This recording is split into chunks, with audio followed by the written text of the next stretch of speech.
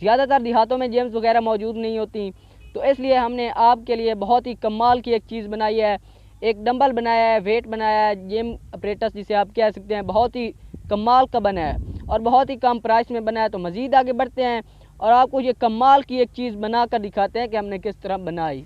और वक्त के साथ साथ हम इस तरह की इससे भी मज़ीद अच्छी वीडियोज़ जो आपके लिए बहुत ही फ़ायदेमंद होती हैं बनाते रहते हैं। तो इसलिए हमारे चैनल को सब्सक्राइब करना मत भूलना और घंटी को ऑल पर सिलेक्ट कर लें ताकि हम जो भी इस तरह की नई वीडियो बनाएं तो वो आप तक बआसानी पहुंच सके।